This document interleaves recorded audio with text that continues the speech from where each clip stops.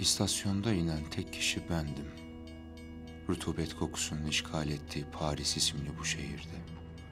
Çamurlarla bulanmış sokaklarda ayağımın kaymasına engel olmak için yavaş adımlarla yürümeye devam ettim. Attığım her adımda balçağa yapışan bir ayağımı kurtarıp diğerini yine kaptırırken. Şaşkınlığımı gizleyemeden bakmaya devam ettim etrafıma. Kahverengiyle koyu gri'nin hakim olduğu bu ıslak kokan yere.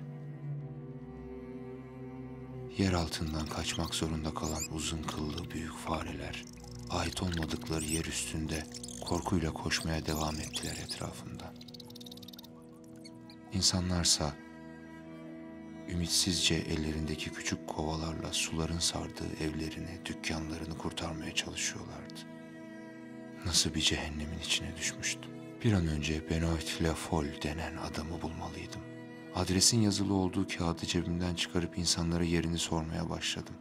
Monsieur Ravel'in verdiği adres bir kitap evinin adresiydi. Evinin adresi olmasındansa bir dükkan adresi olması biliniyor olma ihtimalini daha da arttırıyordu. Fakat insanların yuvalarını, ekmek kapılarını bir an önce sulardan kurtarmaya çalışırken bir yabancıya adres tarif edecek kadar zamanları yoktu haliyle. Kime sorsam muhatabı olamıyordum bir türlü. Adresi öğrenmekten başka çarem yoktu. İnatla sormaya devam ettim önüme çıkan her kişiye. Kendi yaşlarımda bir genç yetişti son anda imdadıma. Soldan ana caddeyi bul. Karşısındaki parkın köşesinde. Gösterdiği yere ulaşmak üzere hızla sokağın ağzına ilerlediğimde arkamdan seslenerek uyardı beni. Yüzmen gerekecek ama yüzmem mi gerekecek? Uyarının gerçek olduğunu meydana çıktığımda anladım. Trendeki bilet görevlisinin Paris battı derken kinaye yapmadığını da anlamış oldum böylece. Monsieur Ravel'in bir gün sınıfa yanında getirdiği fotoğraftan göstererek anlattığı Gustave Eiffel adında bir tasarımcının tasarladığı o büyük demir kule şimdi suların içinde yüzüyordu etrafındaki her şeyle. Sanki tüm şehir denizin içine inşa edilmiş gibiydi. Suların altında kalan otomobillerin sadece üst kısımları gözüküyor. İnsanlar kurulan tahta iskelelerle ve kayıklarla kendilerini bir sokaktan diğerine taşımaya devam ediyordu. Lanetimi yanımda getirmiştim. Tarihin en büyük sel felaketini yaşayan bu ihtiyar kente. Kefaretimden o da payına düşeni almıştı işte. Arkamdan sürüklediğim karanlık geçtiği her aydınlığı kurutuyordu. Göğsüme kadar girdiğim suyun içinde tarif edilen parka kadar ulaştığımda ağacın ince gövdesinden tutunarak kendimi kara parçasına çıkarmayı başardım. Sık ağaçların arasından geçerken parkın diğer tarafında kalan kitap evinin köşe duvarı ufak ufak yüzünü göstermeye başladı. Her yaklaştığımda bir kısmı daha belirdi. Tabelası üstündeki Le Foll yazısını okuduğumda yüzüme ılık bir tebessüm yerleşti. Günler sonra.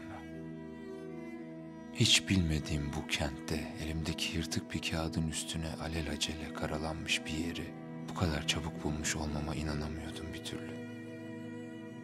Son ağacın dallarından kurtulduğumda lanetlenmiş olduğumu bir kez daha hatırladım. Kısa sevincim yerine hüzne bıraktı tekrardan. Adres doğruydu ama yerinde tüm pencereleri parçalanmış, yarısından çoğu suların altında yüzen batık bir kitap evi vardı sadece. Dükkanın önündeki sokağı örten su, üstünde yüzen binlerce kitaptan dolayı görülmüyordu bile. Ortalıkta ne Le Foll denen bir adam ne de dükkanı kurtarmaya çalışan insanlar vardı. Belli ki kaderine terk etmişlerdi kitapları da, dükkanı da. Tüm sular çekilip de hayat normalleşene kadar da dönmeye niyetleri yoktu. Elimde kalan bu son durakta beklemekten başka şansım olmadığını anlamıştım. Eriyen buzlar gibi çözüldü bacaklarım. Daha fazla taşıyamadılar kendisine ağır gelen bedeni. Bulunduğum parkın üstündeki ağacın gövdesine doğru bıraktım sırtımı. Yavaşça süzüldü suyun üstündeki kitap. Yanıma ulaştığında suya doğru sarkmış parmağıma dokundu. Kendisini fark etmemi sağladı.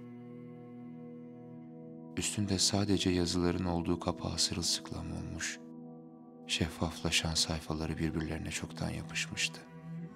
Avuçlarımın arasına alıp onu sudan kurtardığımda kapağın üstündeki yazıların İngilizce olduğunu anladım. Kuzgun. Birbirlerine sıkıca sarılmış her sayfasını ayırmaya başladığımda cehennemimi tarif eden bu satırların içinde çoktan kaybetmiştim kendimi. Kederimi okumaya başladım sabırla. Yerkürenin üstünde yalnız olmadığımı anladığım Poe isimli bu şairin kaleminde. Dolgun yanaklarım elmacık kemiklerine, sırtımsa kaburgalara teslim oldu. Okudum.